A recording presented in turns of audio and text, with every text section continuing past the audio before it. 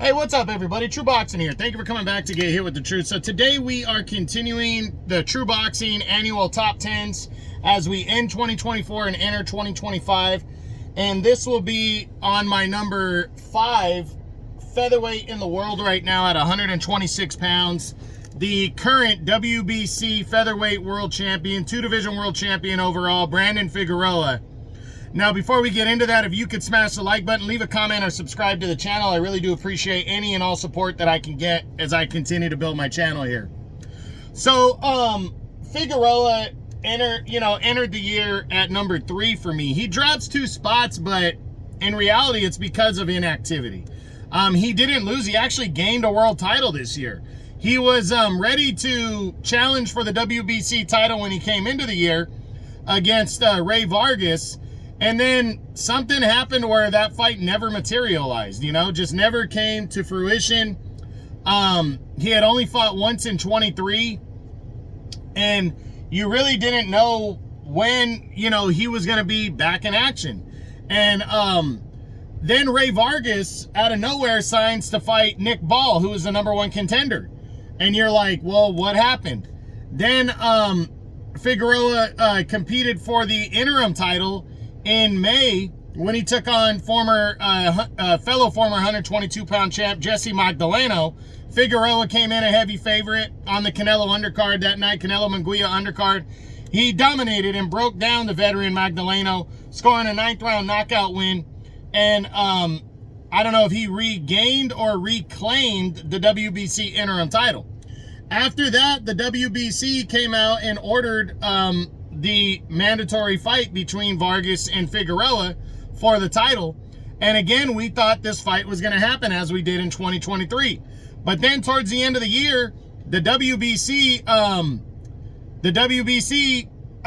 named Ray Vargas the champion emeritus and upgraded Figueroa to full champion, as Brandon Figueroa also at the same time signed on to try to avenge his lone defeat against Stephen Fulton Jr. Now, that fight was gonna take place on the Tank Davis undercard in December, on December 14th, but when Tank Davis got moved off that card, that fight got pushed back, and now will take place February 1st as the co-feature to David Benavidez and David Morrell in their huge light heavyweight showdown that's taking place that night on Amazon Prime pay-per-view. So Figueroa didn't lose or anything. It's just been the inactivity. I mean, since this guy has moved up to featherweight, I mean, he's been unbeaten, but he hasn't really done anything, And I know a lot of people like Brandon Figueroa. I like Brandon Figueroa.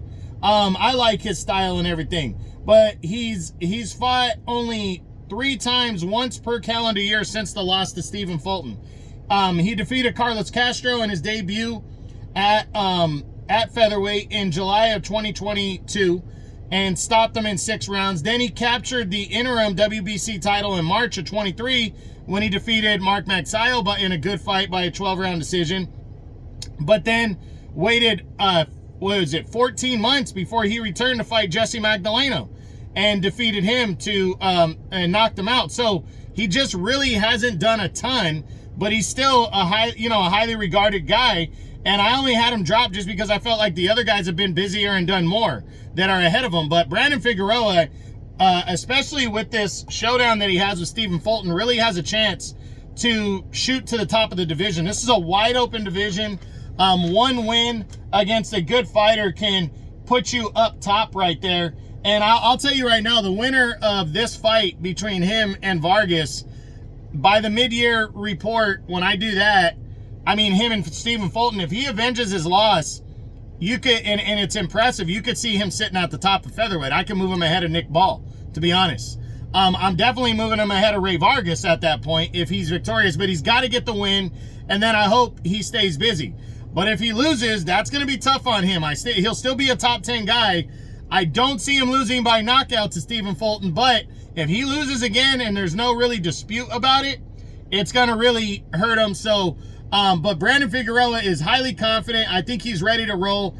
And February 1st on Amazon Prime pay-per-view against Stephen Fulton Jr., we're going to see what Brandon Figueroa is made of. I think this is the biggest fight of his career right here, and I do think he's ready to rock and roll. So, again, Saturday, February 1st, Amazon Prime pay-per-view, Figueroa will battle, will defend the WBC Featherweight title for the first time against Stephen Fulton Jr. as he tries to avenge his lone defeat to Stephen Fulton 3 years ago back in 2021, or a little over 3 years ago. So that's it. That's what I got.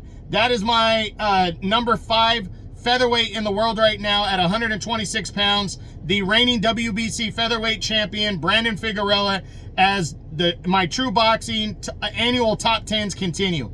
I hope you enjoyed the video. If you did, smash the like button, leave a comment, or subscribe to the channel. I appreciate any and all support. This is TRU Boxing, and you've been hit with the truth.